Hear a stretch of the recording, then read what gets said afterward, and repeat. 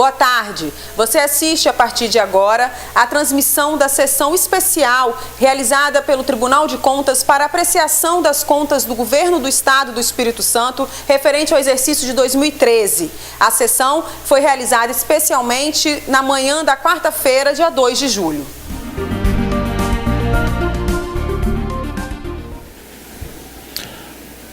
Havendo quórum legal e presente o Ministério Público Especial de Contas, invocando a proteção de Deus, declaro aberta a primeira sessão especial de 2014, convocada nos termos do artigo 63, inciso 1 do Regimento Interno deste Tribunal, para apreciação das contas prestadas pelo excelentíssimo senhor governador do Estado do Espírito Santo, José Renato Casagrande, relativas ao exercício de 2013.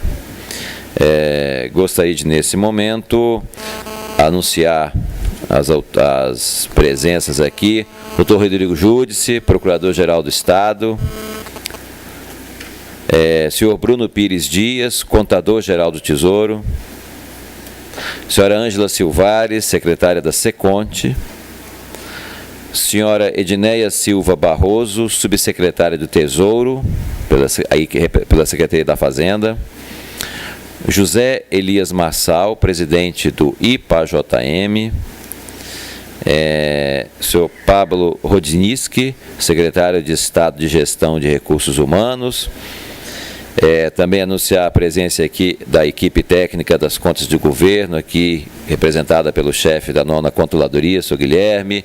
Também a presença do nosso secretário-geral de Controle Externo, Romário Figueiredo, diretor-geral Tadeu Citi e do chefe do Gabinete da Presidência, Fabiano Barros. E aqui também registro, embora não nominalmente, também todas sintam aqui citadas, todas as autoridades aqui presentes, servidores nossos.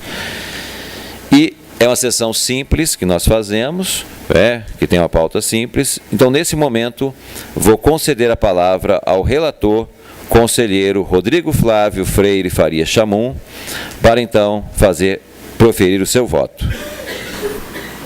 Bom dia, presidente, bom dia, conselheiros, bom dia, procurador, servidores, bom dia a toda a equipe de governo. Eu gostaria inicialmente de agradecer o trabalho competente da equipe de análise de contas de governo. Depois vou nominar cada um que compôs essa equipe e vamos direto ao voto. Trato o presente relatório técnico de análise das gestões orçamentária, financeira e patrimonial relativos às contas do Governo do Estado, conforme previsto no artigo 71, inciso 1 da Constituição Estadual, referentes ao exercício 2013, com abrangência sobre a administração direta, poderes e órgãos constitucionais, autarquias, fundações, fundos e empresas estatais dependentes e não dependentes sob a responsabilidade do senhor governador José Renato Casagrande. De acordo com o disposto no artigo 71, inciso 1 da Constituição do Estado do Espírito Santo, compete ao Tribunal de Contas a apreciação das contas anuais do Governo do Estado, de responsabilidade do senhor governador, emitindo sobre elas parecer prévio para o julgamento a cargo da Augusta Assembleia Legislativa. Assim, o parecer prévio do Tribunal de Contas consistirá em apreciação geral e fundamentada da gestão orçamentária e financeira havida no exercício, devendo demonstrar se o balanço geral do Estado representa adequadamente a posição financeira, orçamentária e patrimonial do Estado em 31 de dezembro do ano em discussão, bem como se as operações estão de acordo com os princípios fundamentais de contabilidade aplicados à administração pública, concluindo pela aprovação ou rejeição das contas, consoante preceito do artigo 71, inciso 1 da Constituição Estadual e artigo 1º, inciso 2 da Lei Orgânica desta Corte. Vale frisar que o parecer prévio não alcança o exame de atos de responsabilidade dos administradores e demais responsáveis de unidades gestoras, por dinheiros, bens e valores cujas contas serão objetos de julgamento pelo tribunal. Os autos foram encaminhados a esse relator e ato contínuo à Comissão Técnica de Análise de Contas do Governo do Estado. Foi constituída, por minha indicação, composta pelos seguintes servidores. Aí eu gostaria de destacá-los. Servidor Luiz Guilherme Vieira, coordenador, está aí. Arinélia Oliveira de Aguiar. Beatriz Augusta Simer. Fábio Peixoto. José Carlos Viana Gonçalves.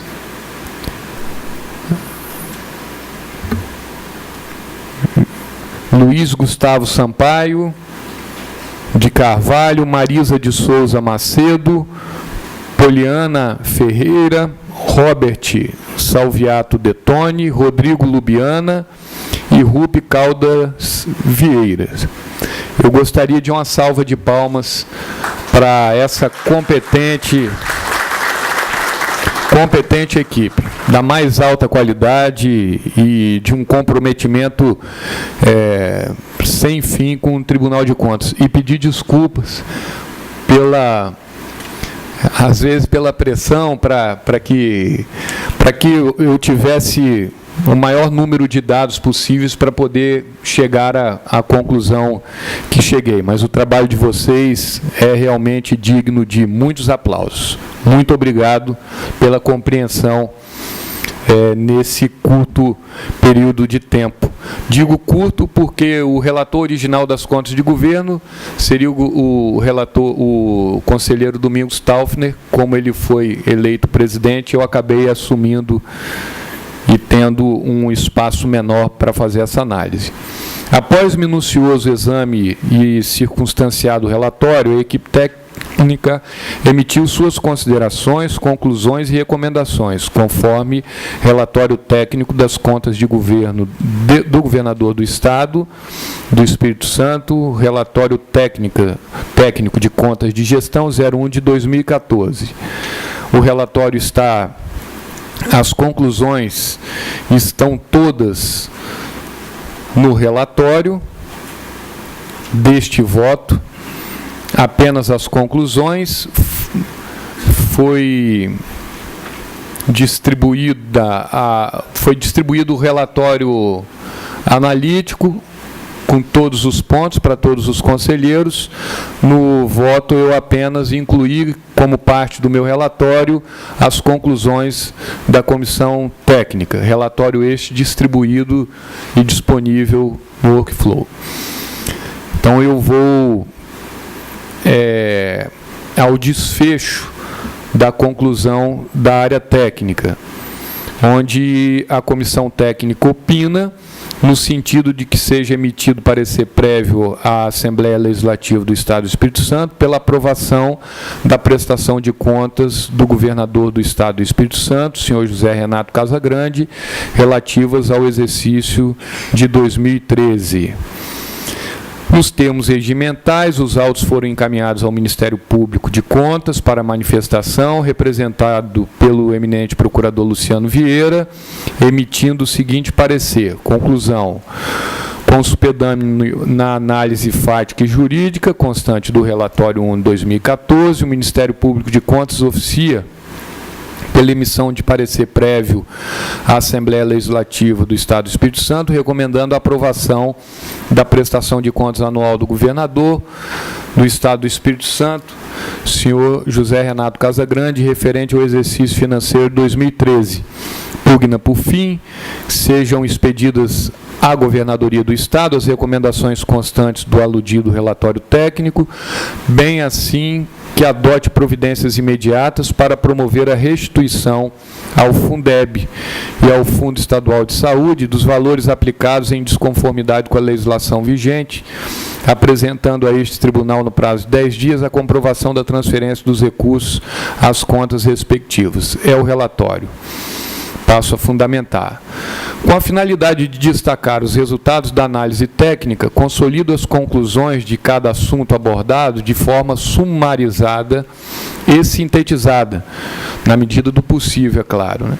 Destacando os itens mais relevantes, evidenciando os aspectos positivos e as impropriedades na gestão orçamentária, financeira, contábil e patrimonial da administração pública do Espírito Santo, no cumprimento de normas a que estão sujeitos os titulares dos poderes e órgãos constitucionais e ao cumprimento dos limites constitucionais e legais e principalmente quanto aos aspectos da Lei de Responsabilidade Fiscal. Estrutura do Estado, primeiro capítulo. O ano de 2013 não foi empolgante em termos de conquistas econômicas para o país. Para o Estado do Espírito Santo, a economia também não evidenciou um ano de grandes conquistas, com o PIB em retração de 1,1%, abaixo, portanto, do índice nacional, que encerrou o período em crescimento de 2,3%. A balança comercial capixaba também não apresentou o mesmo desempenho de outrora, terminando o exercício de 2013 com variações negativas tanto nas exportações, menos 10,30%, quanto nas importações, menos 14,51%. Mas, como as quedas nas importações foram maiores que nas exportações, a diferença atingiu um superávit comercial da ordem de R$ 3.472 mil. Apesar das variações negativas, o Estado manteve praticamente estável, uma vez que houve queda proporcional entre as exportações e importações. Esse é mais um dos indicativos do potencial econômico do Estado, que detém grande vocação para o comércio exterior. O Espírito Santo posicionou-se em 7º lugar no ranking da balança comercial brasileira no último trimestre de 2013. Apesar do baixo PIB registrado em 2013, o Estado tem o que comemorar. O Espírito Santo manteve-se entre os estados de melhor qualidade de vida, como evidenciado no resultado do IDH e renda per capita. Também há de se destacar o primeiro lugar no PISA, demonstrando o resultado dos investimentos em educação. O PISA, Programa Internacional de Avaliação de Estudantes, é uma iniciativa internacional de avaliação comparada, aplicada a estudantes na faixa dos 15 anos. O programa é desenvolvido e coordenado pela Organização para a Cooperação e Desenvolvimento Econômico. O acesso à educação de qualidade tornou-se um tema recorrente, especialmente para a divulgação dos primeiros resultados do PISA 2000. O Brasil foi o país que apresentou o pior resultado médio em leitura entre os 32 países participantes. Mas, na comparação entre os estados brasileiros, o Espírito Santo se destaca. No resultado do PISA de 2013, o Estado ficou em primeiro lugar geral, resultado da primeira posição em ciências, terceira posição em matemática e quarta posição em leitura. A nota geral alcançada pelo Espírito Santo foi de 423 pontos, enquanto a média nacional foi de 402 pontos. Eu acho que aí tem os outros estados do ranking. Passo agora à Lei de Diretrizes Orçamentárias 2013. A Lei de Diretrizes Orçamentárias funciona como elo entre a fase de planejamento do governo, PPA, e a fase de viabilização da execução dos programas, LOA. A LDO exercício 2013 atendeu aos requisitos para sua elaboração exigidos pelo artigo 165, parágrafo 2º da Constituição Federal, pelo artigo 150, parágrafo 2º da Constituição Estadual, pelos artigos 4º e 48, caput e parágrafo único da LRF. Quanto aos demais demonstrativos que compõem a LDO, constatou-se que o ente utilizou os modelos propostos pela STN e que houve a compatibilidade entre os instrumentos de planejamento atendendo a LRF. Passo à Lei Orçamentária Anual. A Lei Orçamentária Anual, dentro do sistema de planejamento governamental, composto também pelo PPA e pela LDO, é a fase de viabilização da execução dos programas. Ressalta-se que a LOA Exercício 2013 sob exame corresponde à Lei 9.979 de 2013. A Constituição Federal, Constituição Estadual, a LRF, a 4.320/64, a Lei Estadual 9.680, LDO de 2012, apresentam os dispositivos legais para a elaboração da LOA. Dentre os 29 pontos de conferência entre a LOA e os respectivos dispositivos legais, que foram atendidos majoritariamente, destaco aqueles que obedeceram parcialmente às regras supracitadas. Atendeu parcialmente a exigência do artigo 165, parágrafo 6º da Constituição e artigo 150, parágrafo 6º da Constituição Estadual, primeiro federal e segundo estadual, pois o demonstrativo não apresenta o caráter regionalizado do efeito sobre as receitas e despesas decorrentes de isenções, anistias, remissões, subsídios e benefícios de natureza financeira, tributária e creditícia. Atendeu parcialmente o artigo 5º, inciso 1 da LRF, pois apresentou o anexo 8, intitulado Contabilização da proposta orçamentária com as propriedades e metas da Lei de Diretrizes Orçamentárias, sem trazer conexão com as metas a que se refere o parágrafo 1º do artigo 4º. Atendeu parcialmente o artigo 5º, inciso 2, da Lei de Responsabilidade Fiscal, pois o demonstrativo apresentado não contém o caráter regionalizado de que fala a Constituição, pois não informa a região do Estado em que estas se encontram, além de não apresentar as medidas de compensação para a renúncia de receitas, em que pese a apresentação de cópias das justificativas e o mesmo demonstrativo da LDO. Atendeu parcialmente o artigo 2º, parágrafo 2º da Lei 4.320/64, pois não encaminhou o quadro demonstrativo do Programa Anual de Trabalho do Governo em termos de realização de obras e prestação de serviços. Passo à receita e despesa orçamentária, dentro do mesmo capítulo. A LOA estimou receita orçamentária no mesmo valor da despesa total, em 13.995 milhões de reais. Esse quadro aí demonstra detalhadamente receita corrente, receita de capital e outras fontes de receita da administração indireta. A despesa fixada por categoria econômica prevê despesas correntes na ordem de 10.345 milhões e despesas de capital na ordem de 3.208 milhões. O orçamento total para o exercício 2013 previa um superávit corrente de R$ 194.702.000.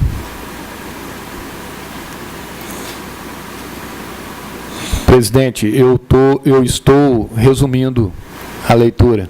Perfeito, conselheiro. A pedido do plenário e muito bem resumido. E de quem nos acompanha. Despesa por categoria econômica e origem, podemos destacar que das despesas correntes, pessoal e encargos, foi previsto 49,04%, juros e encargos da dívida, 2,4%, outras despesas correntes, 22,48%. Nas despesas de capital e investimentos, 12,5%. São os mais significativos.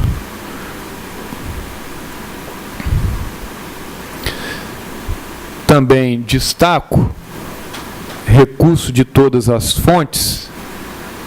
Se ficou bem pequeno, é o anterior, esse.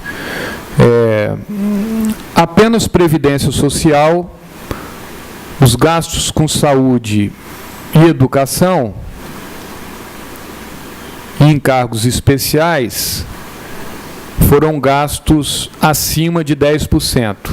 Então tem aí o gasto com a função legislativa, judiciária, essencial à justiça, administração, segurança pública, todos os demais constantes da lei. Destaco aí a Previdência, a saúde, a educação e encargos especiais.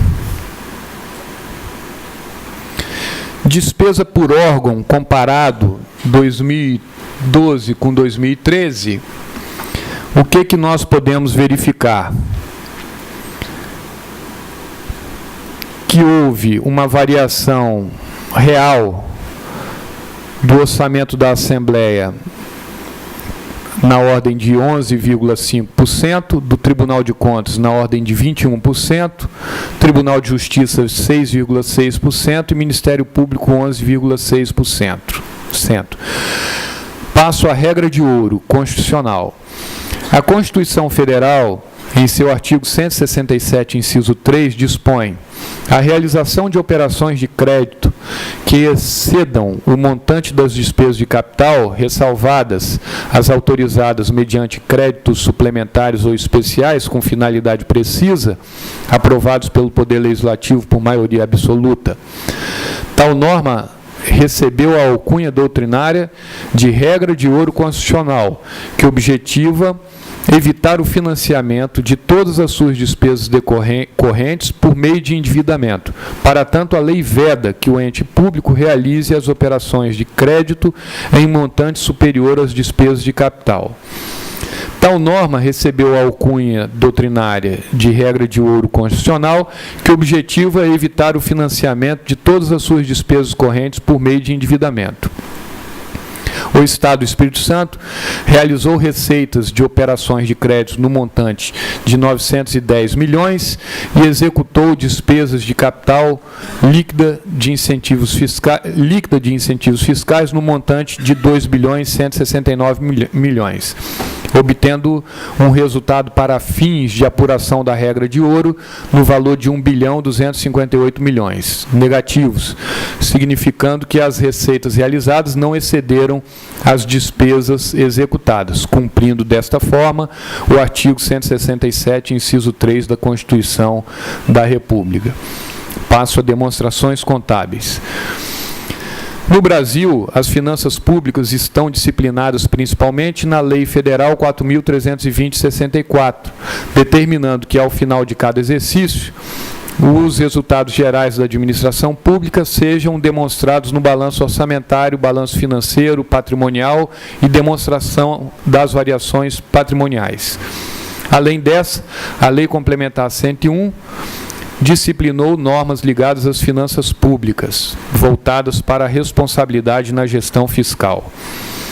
Execução orçamentária. A Lei Orçamentária Anual de 2013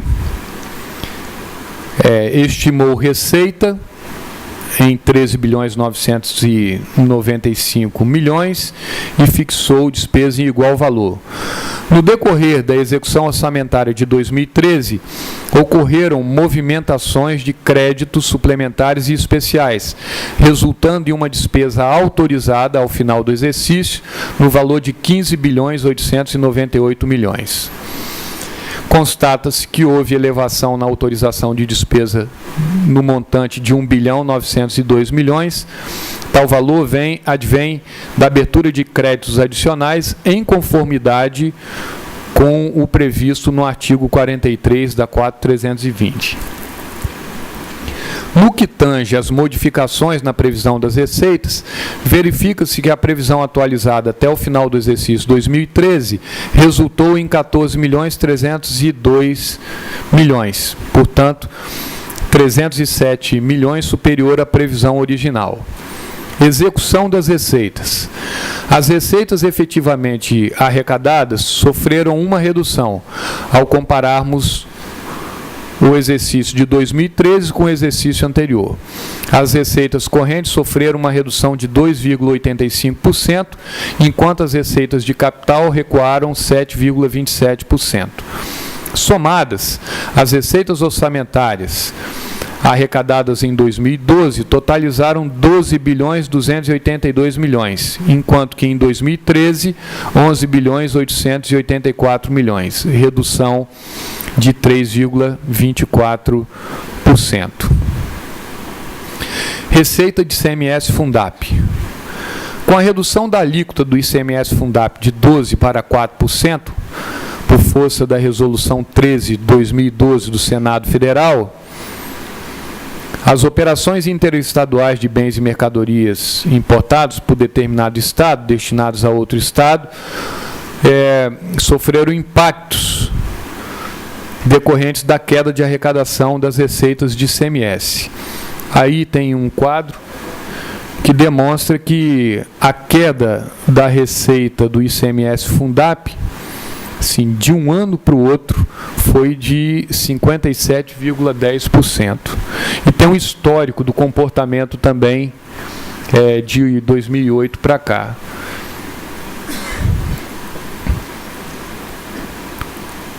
Os reflexos da redução da alíquota de ICMS Fundap estão produzindo efeitos sobre toda a economia capixaba, afetando diretamente o Estado e os municípios que dependem da transferência desses recursos. Receitas de royalties do petróleo. Vou logo a... Então, aí, nós temos também o comportamento das receitas de royalties do petróleo, variando positivamente em 4,87% do exercício 2012 para 2013. Execução das despesas. Verifica-se que a maior parte dos recursos públicos aplicados no Estado é destinada às despesas correntes, o que significa dizer que os esforços estão concentrados na manutenção e funcionamento da máquina estatal. Dentre as despesas mais significantes, destacam-se as despesas com pessoal e encargos sociais. No que tange às despesas de capital, o grupo mais representativo foi o de investimentos, representando 11,69%. Ao comparar as despesas de 2012 e 2013, verifica-se que as despesas correntes aumentaram 13,42%, enquanto as despesas de capital evoluíram 21,48%, e tendo como redução mais significativa a amortização da dívida em 39,31%. Despesas executadas. Nós podemos verificar que entre 2012 e 2013 houve um acréscimo de 13,42%, como eu já disse, despesas correntes, pessoal 13,33%, aqui eu só estou repetindo, investimentos 21,48%. Balanço orçamentário. O balanço orçamentário é uma demonstração das previsões e execuções orçamentárias do exercício a que se refere. Apresenta-se por força do artigo 102 da Lei 4.320. Receitas e despesas previstas em confronto com as realizadas. As receitas são apresentadas por categoria econômica, correntes e de capital, e as despesas em função da natureza dos créditos orçamentários, suplementares, especiais e extraordinários. Um dos enfoques do balanço orçamentário é evidenciar as variações ocorridas entre as estimativas e as realizações entre o planejado e o executado. No exercício 2013, verifica-se um resultado negativo na execução orçamentária. Conforme evidenciado, as receitas totais arrecadadas totalizaram 13.494 milhões, enquanto as despesas realizadas totalizaram 13.721 milhões, resultando em um déficit na execução orçamentária no valor de 227 milhões. Tais despesas foram suportadas por créditos adicionais resultantes de dotações especiais e suplementares relativos a superávit financeiro e reabertura de créditos. Balanço financeiro.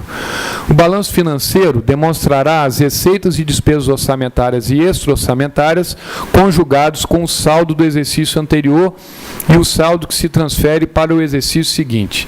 É o instrumento utilizado para evidenciar o resultado financeiro obtido no exercício a que se refere.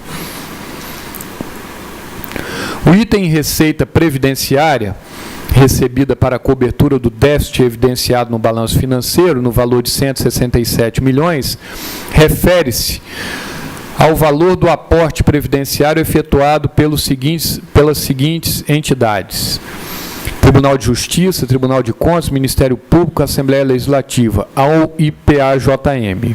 O Poder Executivo registra o aporte como despesa orçamentária, e neste exercício alcançou a soma de 1.105 milhões. Esse tema eu vou me concentrar um pouco mais na frente. A demonstração sob análise revela um resultado financeiro negativo de 72 milhões, representado pela diferença entre as receitas orçamentárias e extra-orçamentárias arrecadadas e as despesas orçamentárias e extra-orçamentárias pagas, demonstrando-se o saldo do exercício anterior e o saldo do exercício seguinte.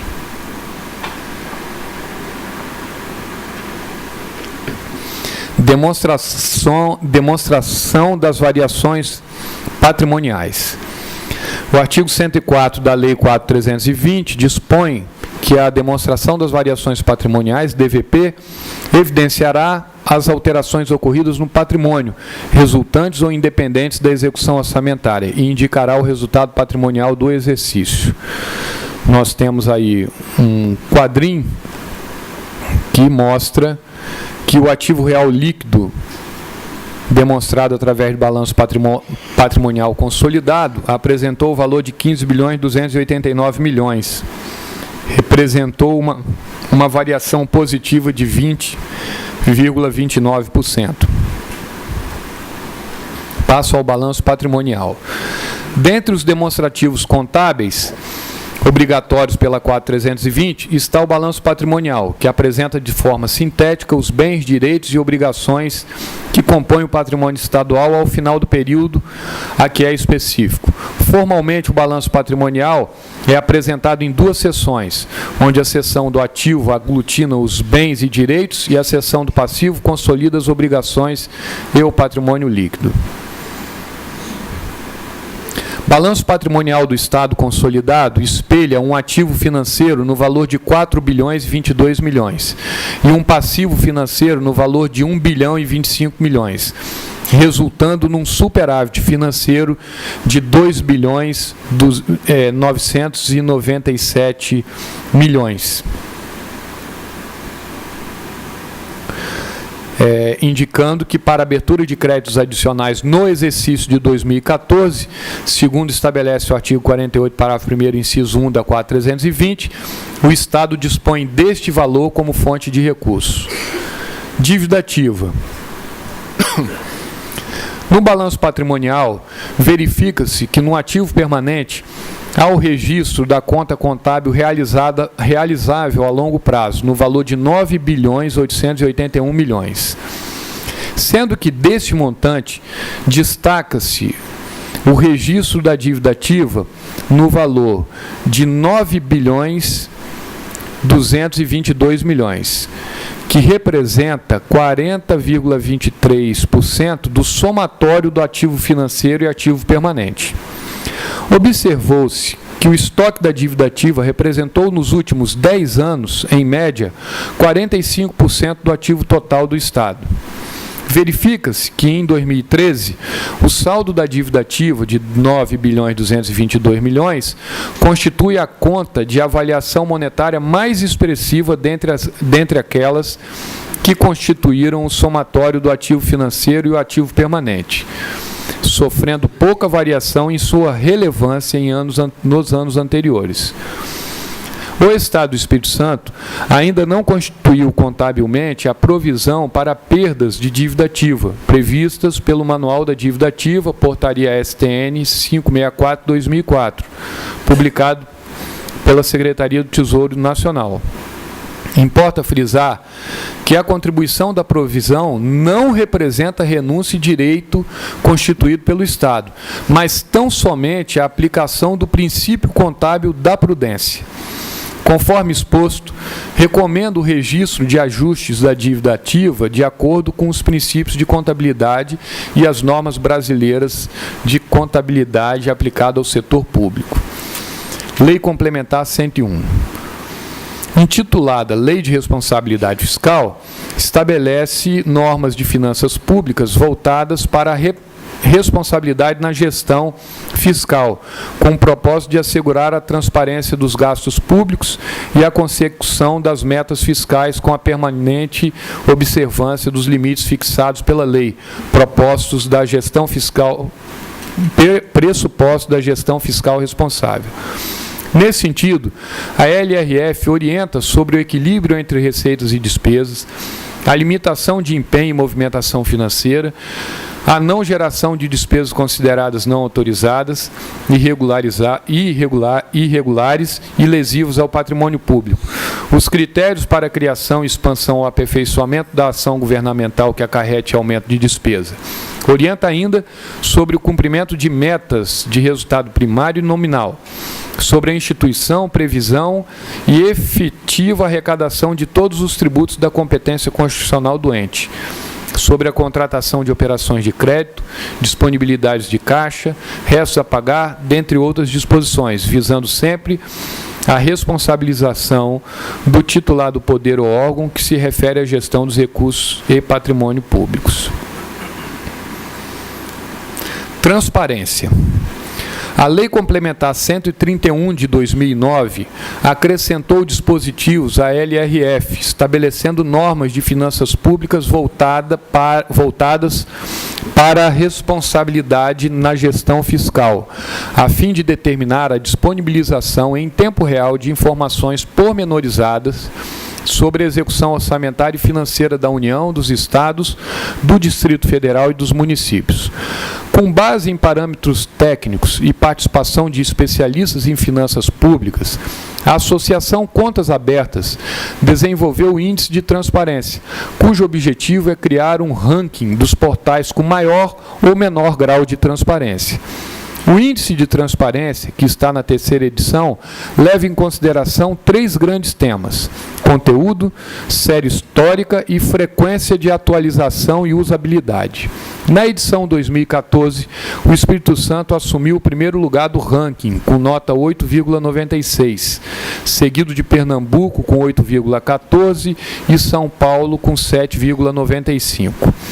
Já a Lei de Acesso à Informação Pública, 12.527/2011, regulamentou o acesso a informações previstos no inciso 33 do artigo 5º, no inciso 2, parágrafo 3º, artigo 37, e no parágrafo 2º do artigo 216 da Constituição Federal.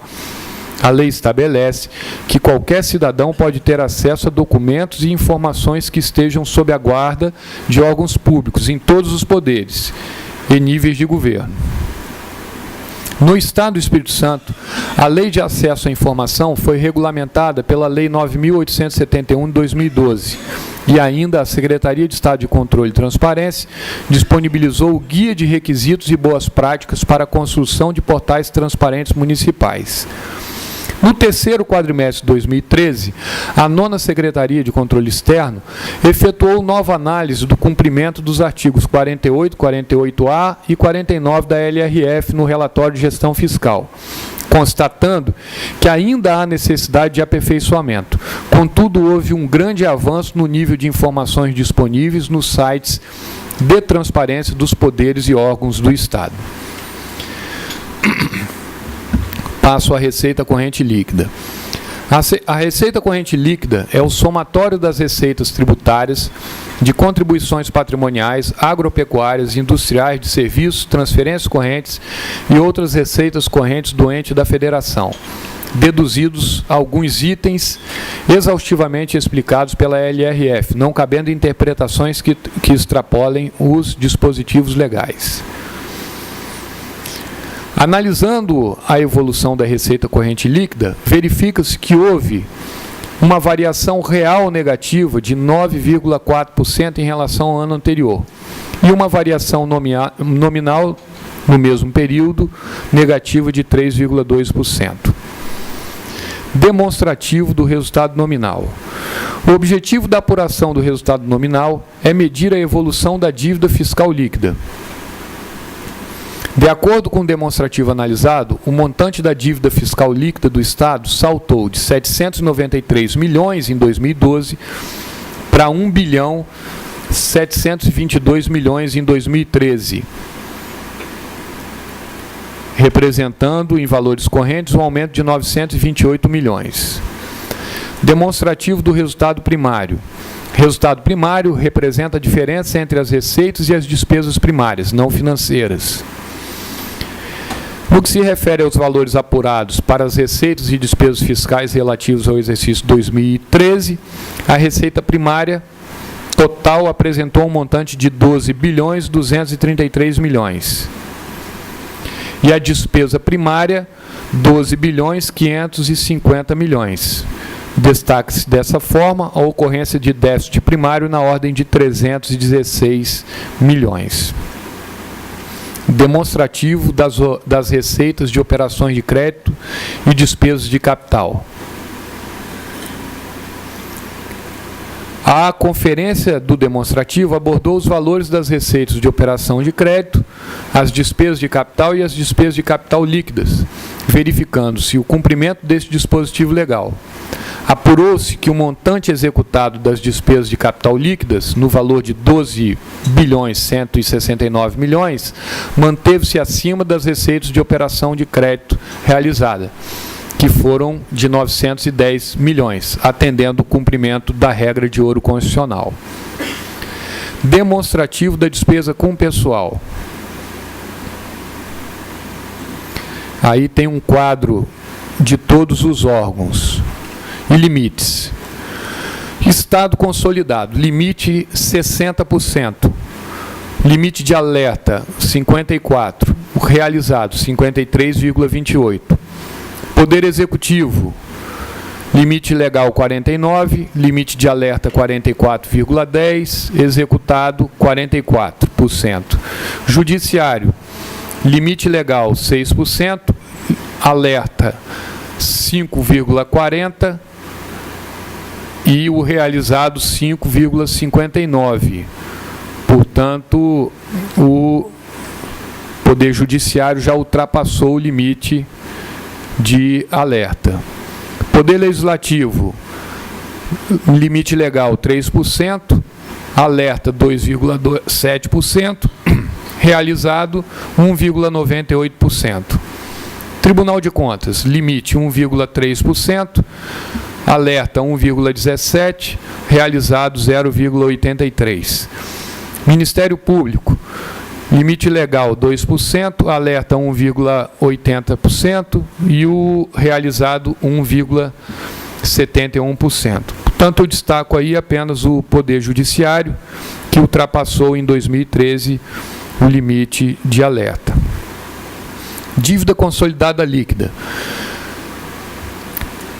Corresponde ao montante total das obrigações financeiras do ente da federação, apurados sem duplicidade e assumidos em virtude de leis, contratos, convênios ou tratados, e da realização de operações de crédito.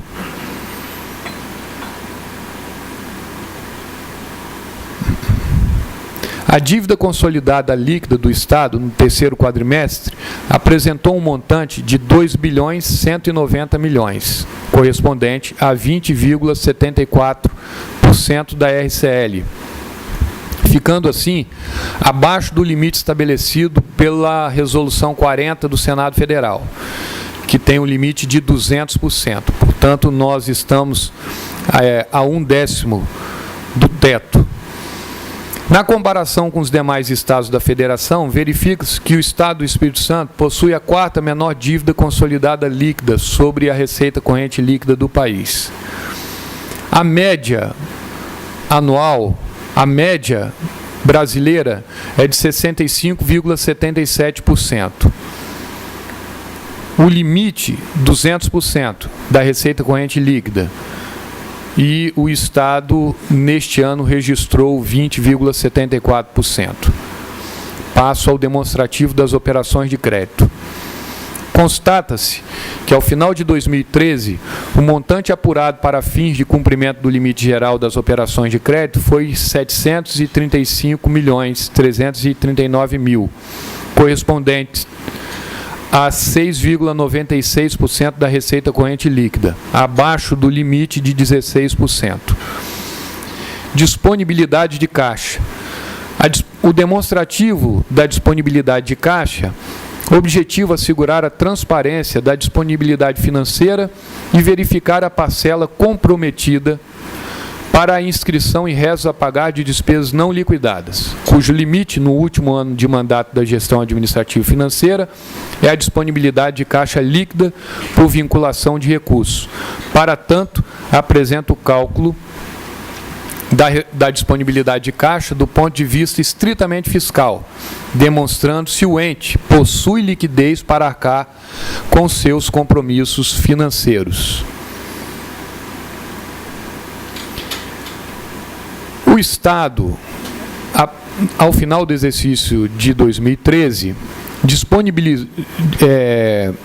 apresentou disponibilidade de caixa bruta na importância de 3.959 bilhões e obrigações financeiras no valor de 458 milhões. Portanto, em 2013, ele possuiu uma disponibilidade de caixa líquida no valor de 3.500 milhões, atingindo assim o segundo maior registro histórico, ficando, portanto, atrás do exercício de 2012, que registrou uma disponibilidade líquida de caixa de 3.595 milhões.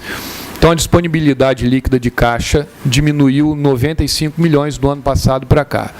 Esses dois registros são os picos históricos de disponibilidade líquida de caixa. 2012 e 2013. Previdência Estadual. Esse é um capítulo novo nas contas de governo.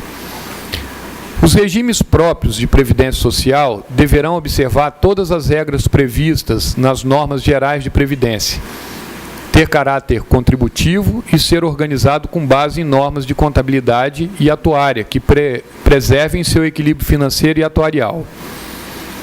Também deverão estar em conformidade com o plano de contas aplicado ao regime próprio de previdência social, publicado pelo Ministério da Previdência Social, e adotar procedimentos necessários ao controle de despesa com pessoal previstos na LRF. Conforme os impositivos da Constituição Federal e da legislação federal aplicável, o Estado reestruturou, por meio da Lei Complementar 282, de 2004, o Instituto de Previdência e Assistência Jerônimo Monteiro, com o objetivo de unificar e reorganizar o regime de previdência dos servidores, atualmente designado ES Previdência. A Previdência Social terá caráter contributivo por meio da contribuição dos segurados ativos e inativos, da contribuição patronal do Estado e outros aportes. Na Lei Complementar 282 de 2004, está previsto, entre outras regulamentações, que a fonte de custeio da Previdência dos servidores dar-se-á, principalmente, mediante contribuição mensal compulsória dos servidores efetivos em atividades civis e militares, dos servidores em disponibilidade, dos estáveis no serviço público e dos inativos dos poderes executivo, legislativo e judiciário, assim como do Tribunal de Contas e Ministério Público. E ainda mediante contribuição mensal compulsória dos três poderes. Dessa maneira, cada servidor contribui com 11% do seu vencimento. E cada poder, empregador, ente, contribui com o dobro, 22%. Além das contribuições descritas, o Poder Executivo e demais poderes e órgãos mencionados ficam responsáveis pela complementação do valor integral das correspondentes folhas de pagamento dos benefícios previdenciários, sempre que as receitas de contribuições forem insuficientes para a cobertura. A contribuição mensal compulsória dos segurados ativos e dos poderes e instituições será acreditada pelas respectivas unidades gestoras nas contas correntes do Fundo Financeiro e Fundo Previdenciário. Então, eu acho que não dá para ler daí. Pode voltar um pouquinho? Então, a lei, ela segregou Fundo Financeiro. É aquele que está estanque, então não entra mais ninguém. Todos os servidores que entraram até a publicação dessa lei estão no Fundo Financeiro e todos servidores que entraram após a publicação da lei estão no Fundo Previdenciário. Fundo financeiro. Definido pelo atual modelo de financiamento da gestão previdenciária, do ES Previdência, o fundo financeiro é um sistema estruturado somente no caso de segregação de massa, onde as contribuições a serem pagas pelo ente federativo e pelos segurados vinculados são fixadas sem objetivo de acumulação de recursos, sendo as insuficientes aportadas pelo ente federativo. O plano financeiro foi constituído por um grupo fechado em extinção. Fundo financeiro é deficitário, pois se constitui de uma massa maior de servidores, sendo as contribuições previdenciárias normalmente inferiores às despesas previdenciárias. Logo, como as contribuições previdenciárias são normalmente insuficientes para o pagamento das despesas com inativos e pensionistas, a cobertura da insuficiência financeira será realizada com aporte complementar de recursos do Tesouro Estadual. Aporte. No Estado do Espírito Santo, a Lei 282 instituiu o Fundo Financeiro e o Previdenciário. Fundo Financeiro, bom, aqui eu acho que já expliquei bem. Mensalmente, são apuradas diferenças a menor entre receitas previdenciárias e despesas, com o pagamento de aposentadorias, pensões e outros benefícios pagos pelo IPA-JM, referentes ao plano financeiro. Esses montantes deficitários são efetivamente aportados pelos poderes e órgãos. Portanto, compreende-se que o aporte refere-se a recursos para a cobertura de insuficiências financeiras. O valor total dos recursos orçamentários efetivamente utilizados para a cobertura dessas insuficiências financeiras, entre receitas e despesas previdenciárias, foi de 167.065.000 relativos aos poderes, Tribunal de Contas e Ministério Público. Já a contribuição complementar do Executivo foi, para a cobertura do déficit atuarial, foi da ordem de 1.104 milhões. Passo ao Fundo Previdenciário.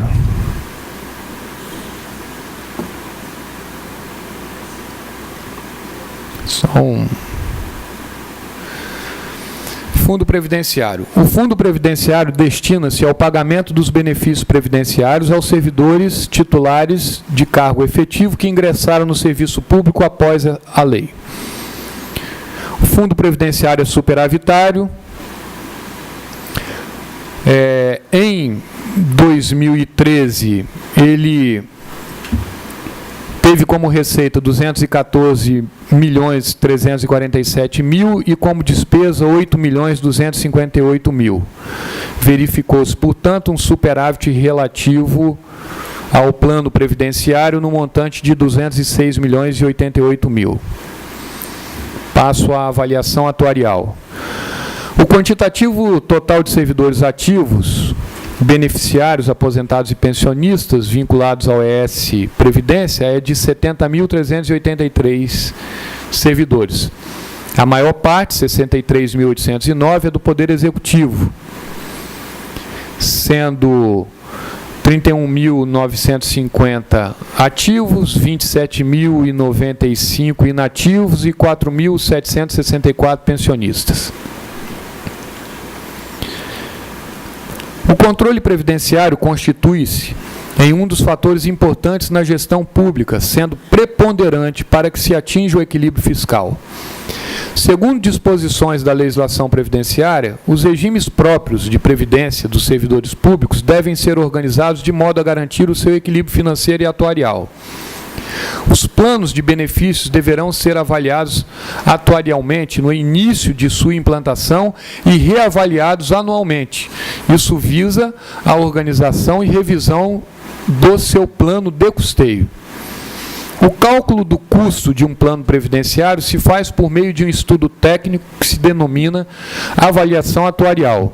É desenvolvido pelo atuário, baseado nas características biométricas, demográficas e econômicas da população analisada, com o objetivo principal de estabelecer de forma suficiente e adequada os recursos necessários para a garantia dos pagamentos previstos no plano. O IPA-JM deverá promover a avaliação atuarial a cada exercício financeiro para a determinação da taxa de custeio, para a transformação de capitais cumulativos em valores de benefícios e para a determinação de reservas matemáticas, dentre outras. No intuito de verificar, chama atenção para isso, de verificar se os resultados do cálculo atuarial estão próximos da realidade, confrontei o resultado previdenciário do plano financeiro para 2014 com o aporte realizado no exercício de 2013. O resultado previdenciário no plano financeiro previsto para 2014, porque essa projeção é uma projeção de longo prazo, é uma projeção que vai até 2089, para que possamos ter uma visão de longo prazo de como se comportará tanto um plano quanto o outro. Então, nessas previsões, o valor está registrado, o valor de 828 milhões negativo, ou seja, com necessidade de aporte doente para honrar os compromissos com os pensionistas e aposentados. Quando eu falo ente, executivo, poderes e instituições, Ministério Público e... Entretanto, ora, se está previsto para 2014 828 milhões, no ano passado, somando todo o valor do aporte, já foi realizado 1.271 milhões. Então, o que foi realizado o ano passado, em comparação ao que está previsto nesse ano, o que está previsto nesse ano compõe 65,15% do valor realizado no ano passado. Mas eu fui além. Nossa equipe verificou também, a partir da segregação, que aí fica mais claro no balanço, como vinha se comportando essa aproximação entre o previsto e o realizado. Nós verificamos que também tiveram distorções os exercícios de 2008, 2009, 2010, 2011, 2012.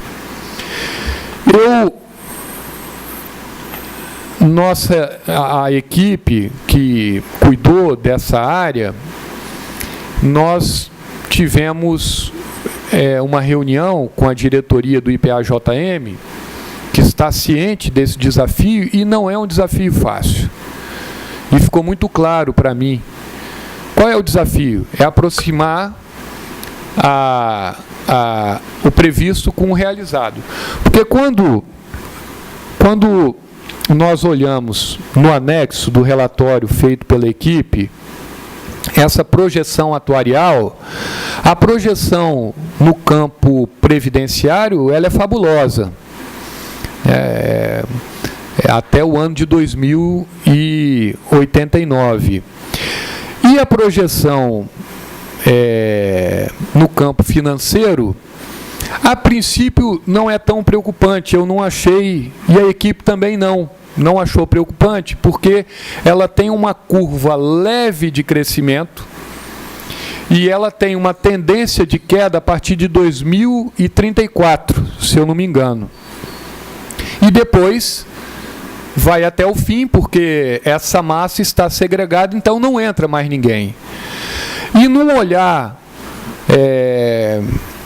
não desatento, mas num olhar também não superficial, mas não foi aquele olhar de auditoria, né, um olhar mais profundo, a impressão que dá é que o orçamento do Estado, no presente e no futuro, e das instituições, suportará bem se aqueles números prevalecerem.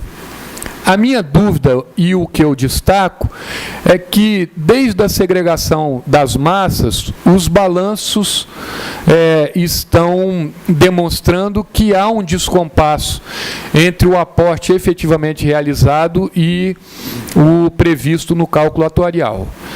Quais são as maiores dificuldades na previsão do cálculo atuarial? A atuária faz... Pela ordem, apenas aproveitando o momento, Vossa Excelência disse que estudou também nos anos anteriores. No caso em questão, Vossa Excelência percebeu que há uma referência de 65%. Então, isso vem aumentando ou vem diminuindo? Não, ela vem oscilando, porque eu vou até distribuir, ela vem oscilando. O ano de 2008, por exemplo, houve previsão positiva, o que não é concebível.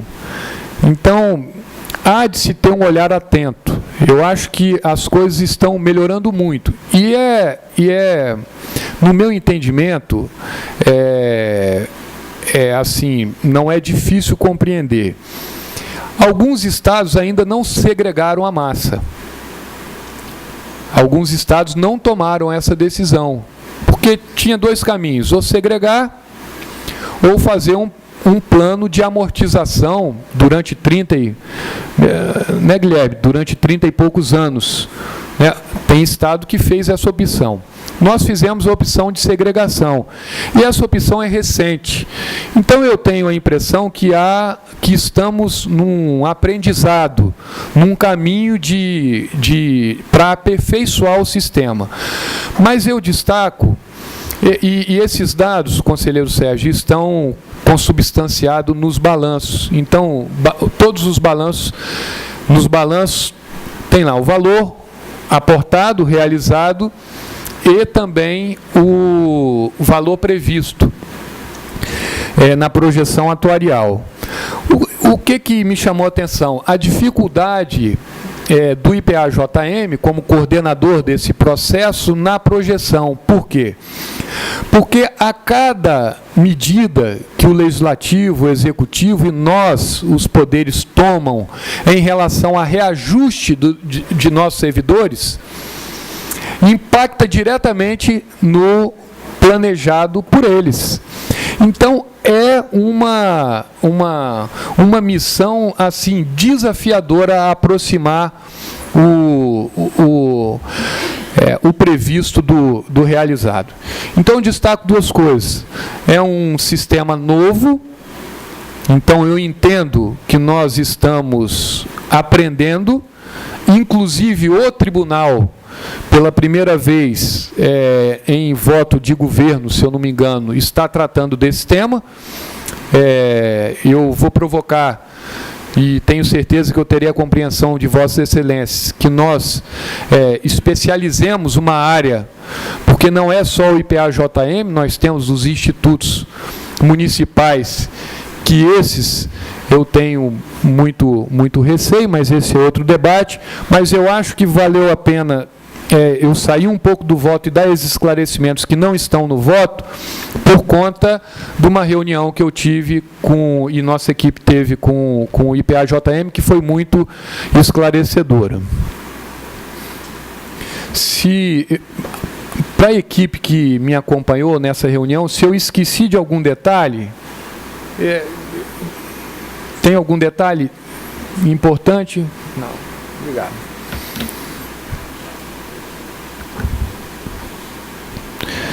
Então, passo. Já está indo para o final. Para que este estudo atuarial possa ser balizador das ações do gestor previdenciário, as premissas deste cálculo precisam refletir a real situação dos segurados do regime, ou seja, as informações cadastrais dos segurados ativos, inativos e pensionistas.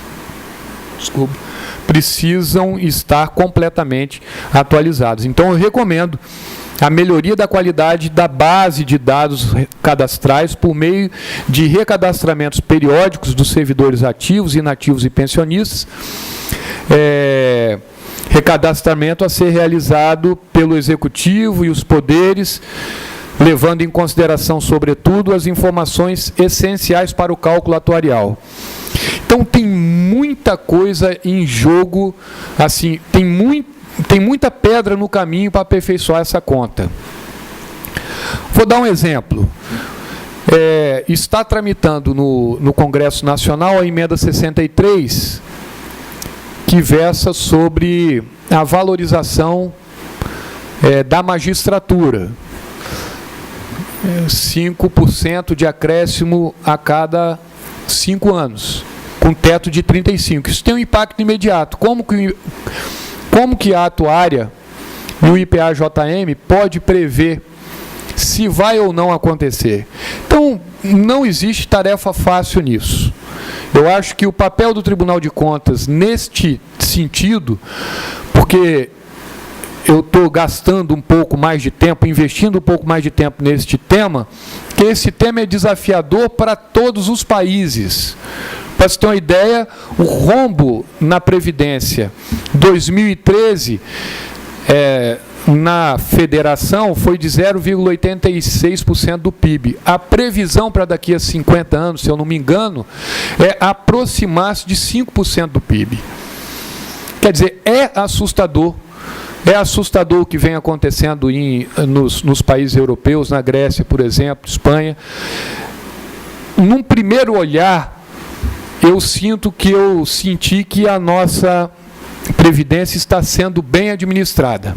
A segregação foi uma grande ação. Outra ação relevante foi a lei da Previdência Complementar, que a partir de agora, todos que entram recebem da nossa Previdência um teto de aproximadamente R$4.000, e para receber mais vai ter que entrar na Previdência Complementar. Então, todas as ações possíveis e significativas foram feitas nesses últimos anos. A partir da segregação, eu acho que a partir de 2000, com a emenda 41, com a reforma da Previdência, 2003, para cá as coisas estão se ajustando. O tribunal pode dar, de forma consensual, menos sancionatória e mais consensual, uma boa contribuição nesse campo de discussão. Até para garantir a aposentadoria de todos que estão aqui, que a maioria aí é servidor público. Limites constitucionais. Estou indo para o final. Quanto à aplicação com a manutenção e desenvolvimento do ensino, constata-se que o governo do Estado deveria aplicar no mínimo 2.141 milhões, correspondente a 25%, e aplicou 2.424 milhões, equivalente a 28,3%. Portanto, cumprindo aí o limite. Peço para que passe mais um, que eu acho que é do... Pode passar mais um slide? Não. Também cumpriu o valor com relação à aplicação do mínimo de 60% na remuneração dos professores, dos profissionais do magistério. O Estado cumpriu 82,19%. Saúde. O mínimo 12% seria 1.027 bilhão, aplicou 1.328 bilhões, equivalente a 15,5%. Conclusão. Eu peço para que coloque na conclusão, por favor. Diante do exposto e de tudo o que dos autos consta, nos termos do artigo 71, inciso 1 da Constituição Estadual, combinado com o artigo 72, 621, observando-se que o balanço geral do Estado do Espírito Santo representa adequadamente a posição financeira, orçamentária e patrimonial em 31 de dezembro de 2013, bem como o resultado das operações de acordo com os princípios fundamentais de contabilidade aplicados à administração pública estadual, e considerando a solidez da situação econômica financeira analisada, voto para que esta Corte de Contas emita parecer prévio recomendando a augusta Assembleia Legislativa pela aprovação das contas prestadas pelo governador do Estado, excelentíssimo senhor José Renato Casagrande, referente ao exercício de 2013. E recomendo o registro de ajustes da dívida ativa de acordo com os princípios da contabilidade, baseado principalmente no princípio da prudência, aplicados a normas brasileiras de contabilidade aplicadas ao setor público, e recomenda a melhoria da qualidade da base de dados cadastrais por meio de recadastramentos periódicos dos servidores ativos e inativos pensionistas, a ser realizada pelo Executivo e os poderes, levando em consideração, sobretudo, as informações essenciais para o cálculo atuarial, reconhecendo a tarefa de Hércules que a atuária e o IPA-JM têm nesse campo. Fico por aqui, presidente. Se tiver alguma dúvida, eu volto a ler. Perfeito. O voto na íntegra. Todas as tabelas, citações. Tá, muito obrigado. Tá certo. Feito o voto, proferido o voto, vamos colocar esse processo em discussão. Encerrada. Desculpa, vou falar com o conselheiro Hanna. Com a palavra, conselheiro Hanna. Senhor presidente, senhores conselheiros, senhor procurador, senhores conselheiros substitutos, autoridades aqui presentes, servidores. Gostaria inicialmente, presidente, de cumprimentar o relator pela brevidade e pela forma como resumiu, apontando os pontos principais, os pontos relevantes, trazendo à tona a discussão da Previdência, que de fato é um dos maiores desafios da nossa geração. Nossa geração paga essa transição, uma transição que, em parte, decorrente da melhoria da qualidade de vida, da longevidade da população brasileira e, ao mesmo tempo, de uma falta de previdência, desculpe o trocadilho, com relação ao futuro. Uma cultura que não se tinha. E também a escolha constitucional de abarcar categorias que não contribuíam de forma solidária, para que também pudessem ter na sua aposentadoria. Nós temos aí exemplos clássicos, a aposentadoria rural e outros que não tinham, não se tinha essa preocupação. Gostaria de destacar também e parabenizar a equipe que realizou o levantamento. É um trabalho de fôlego, sabemos que não é fácil. A cada ano trazendo novidades, cada ano pontuando com um ponto importante. Eu lembro que o conselheiro Pimentel trouxe a discussão aqui quando relatou a questão penitenciária. Também é outro desafio que nós temos. Um belíssimo trabalho realizado por Sua Excelência na época, visitando inclusive algumas unidades prisionais.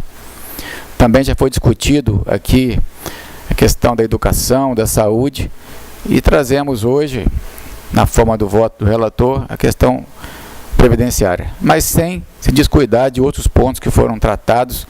Eu gostaria, presidente, de rapidamente evidenciar.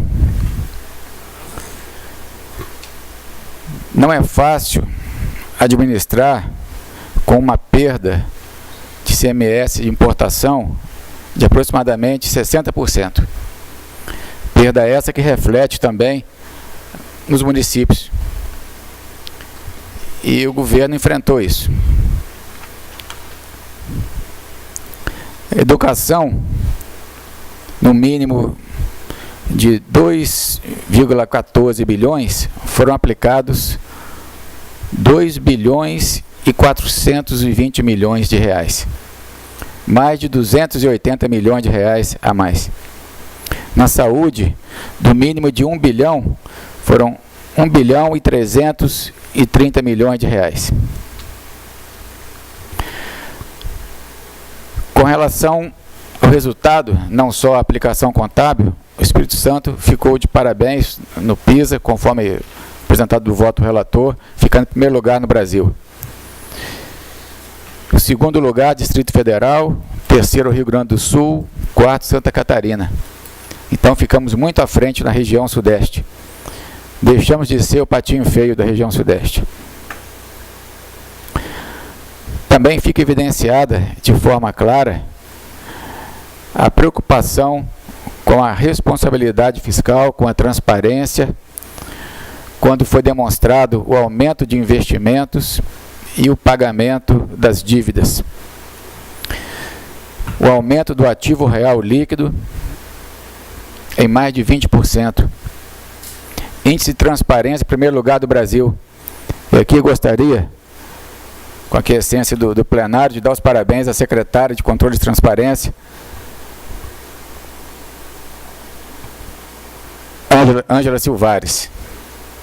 Foi presidente do Conselho Nacional de Controle Interno, CONAS, fez um trabalho belíssimo e é uma profissional respeitada em todo o Brasil.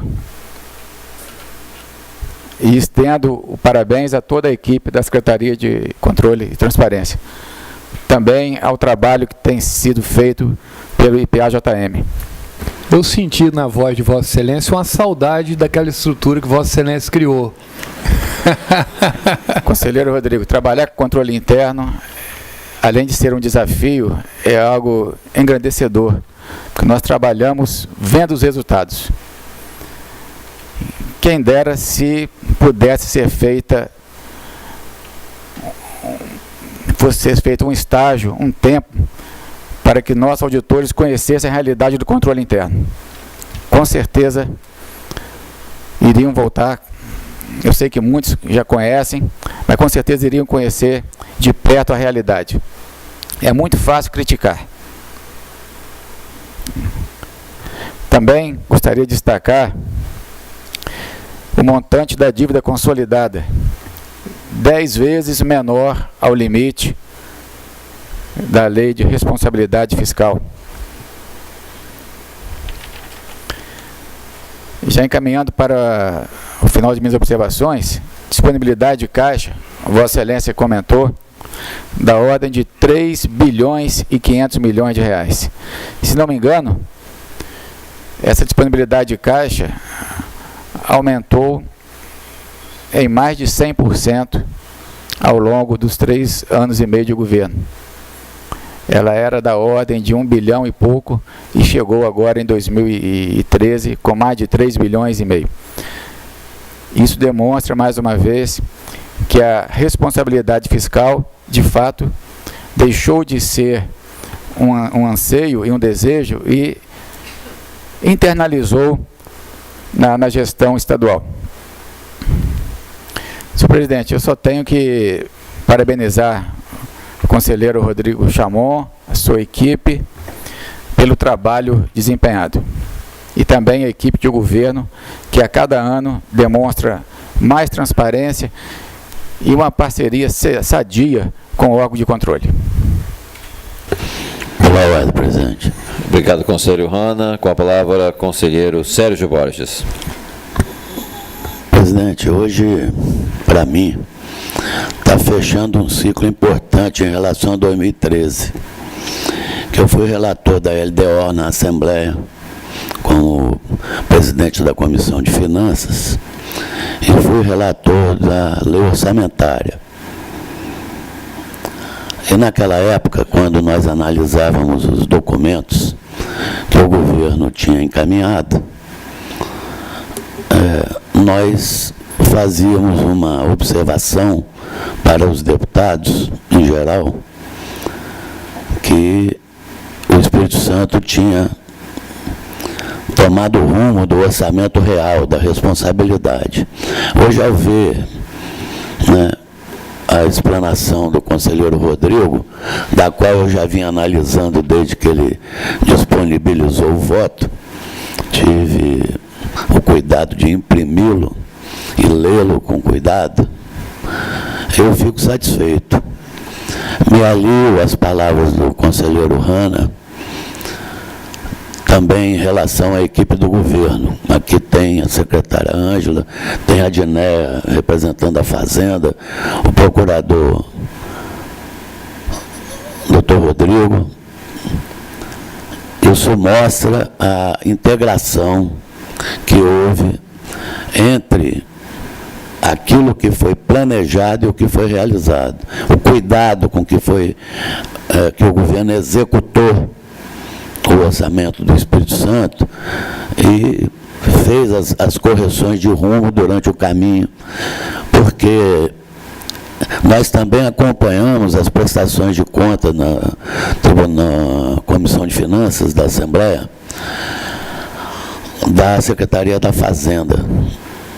De 3 em 3 meses, o secretário da Fazenda com a sua equipe iam à Assembleia por força constitucional e apresentavam os resultados, mostrando que nós iríamos chegar a esse relatório aqui. Quero parabenizar ao conselheiro Rodrigo, dizer a ele que para mim é mais um aprendizado, porque as contas de 2014 eu vou ser o relator e preciso do seu auxílio, da sua competência e de toda a equipe que trabalhou, que eu também quero parabenizar, porque nós só podemos fazer esse serviço com bons assessores, evidentemente. Então, quero deixar aqui registrado a minha concordância com tudo que foi feito. Evidentemente que meu voto vai acompanhar o voto do conselheiro Rodrigo, mas dizer da minha satisfação de ver que o Espírito Santo está bem entregue, está bem administrado, o governador e sua equipe, né, e que isso é um procedimento que vem se consolidando cada vez mais através dos tempos, quando houve a grande mudança de nós votarmos o orçamento real, de nós praticarmos o orçamento real e termos cuidado excessivo com as coisas públicas no Espírito Santo. É o que eu tinha a dizer. Muito obrigado. Obrigado, conselheiro Sérgio Borges. Continua em discussão.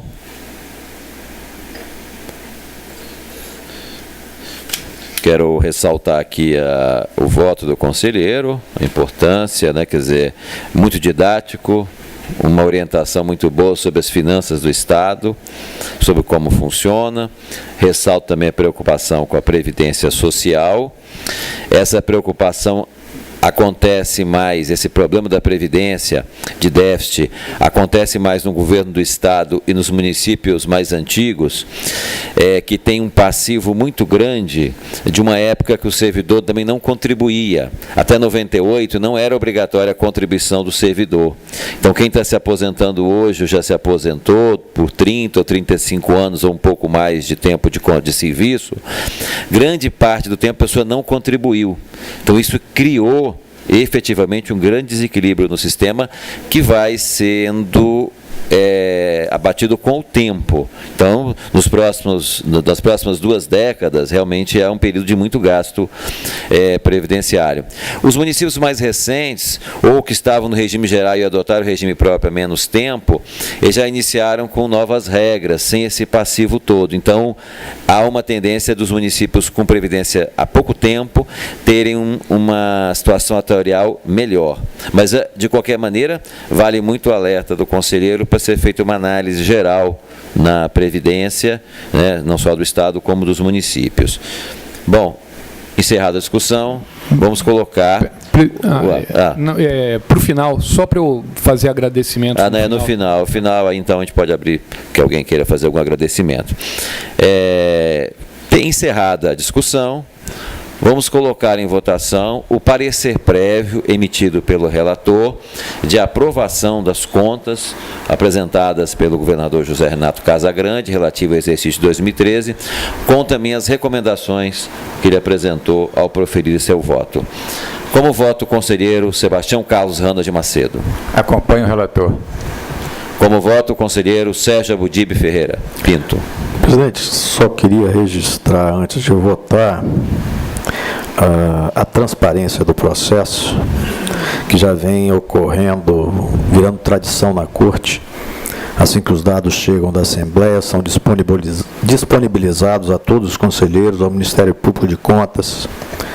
Da mesma forma, assim que o relatório técnico é concluído, também é disponibilizado a todos, ao Ministério Público de Contas novamente. E o relator disponibilizou o voto na segunda-feira. Eu, por motivo de economia, não imprimi, são 73 páginas, mas Sua Excelência foi muito feliz na exposição, expôs de forma didática, com quadros e gráficos altamente explicativos. E parabenizar Sua Excelência por ter trazido esse tema altamente relevante, que é a questão previdenciária. Eu vou acompanhar o voto com muita satisfação, parabenizando ao relator e à equipe. Como voto o conselheiro José Antônio Pimentel. Eu gostaria de aproveitar a oportunidade, senhor presidente, antes de emitir o meu voto, parabenizar a equipe de governo, que para a gente, quando vota, é uma tranquilidade ver essa transparência. Portanto, em nome da secretária Ângela, toda a equipe de governo, aos nossos técnicos, mais uma vez inovando cada vez mais, assim, no voto, quando eles emitem o parecer para o relator, e ao conselheiro Rodrigo, vou acompanhá-lo com o maior prazer, tá certo, pela sua exposição, pelo belo voto. Portanto, senhor presidente, muito prazer com o relator. O conselheiro Rodrigo Chamon já proferiu seu voto. Como voto o conselheiro Sérgio Borges. Presidente, antes de eu dar o voto, eu só quero fazer uma observação. O conselheiro Abudib mandar imprimir frente e verso, que aí fica pela metade. A economia dele não precisa ser tanto. Até porque quando a gente tem um documento, fica muito melhor, porque documento não dá pane, computador dá. Meu voto é com o relator integralmente. Como voto o conselheiro substituto Marco Antônio da Silva. Senhor presidente, eu gostaria, de forma bem breve, felicitar o eminente relator, porque o eminente conselheiro ele consegue conciliar simplicidade, competência e brilhantismo em todas as suas ações. Os votos dele têm demonstrado isso no plenário. Também gostaria de felicitar a equipe de governo, né? E assim, na pessoa da Ângela Silvares, que hoje está à frente de um órgão que eu também já fui auditor de controle interno. Também conheço muitas pessoas que lá estão, eu felicito esse grupo. Também a comissão que deu suporte ao eminente conselheiro, com certeza fez um belíssimo trabalho. E o voto, com certeza, é na linha de acompanhar o eminente conselheiro. Colhidos os votos, vou então proclamar o resultado. Conselheiro Rodrigo Chamon relatou o seguinte processo: 3068/2014, Governo do Estado do Espírito Santo, prestação anual governador, exercício 2013. Responsável José Renato Casagrande. Decisão: à unanimidade, aprovação do parecer prévio com recomendações. Passa a palavra agora ao conselheiro Rodrigo Chamon, que solicitou para fazer os seus agradecimentos, antes de encerrar a sessão. Presidente, agradecer mais uma vez a oportunidade que a equipe do tribunal, essa equipe formada, que eu já citei todos eles, essa equipe me deu. Foi uma oportunidade de aprendizado. Estava falando aqui com o conselheiro Sérgio, que será o próximo relator. Realmente é um momento único em nossa atuação, porque há um rodízio. Então, só daqui a 7 anos eu relatarei novamente contas de governo. Então, eu gostaria de agradecer a convivência com vocês. O conselheiro Sérgio sugeriu que fosse feito algum registro na ficha funcional desses servidores. Não sei se é possível, mas eu estou endossando o seu sugestão do conselheiro Marco Antônio, que aí veio, enfim, eu parabenizo pela lembrança, agradecer muito mesmo a convivência que eu tive com eles, parabenizar mais uma vez a competência, parabenizar o governo. Não pode haver nenhum tipo de constrangimento em um órgão de fiscalização e de um julgador em reconhecer o que é bem feito. Não pode haver. Então eu quero parabenizá-los. Acho que estão presentes 2 secretários, Dr. Rodrigo Júdice, 3, Dr. Pablo e doutora Ângela. Então,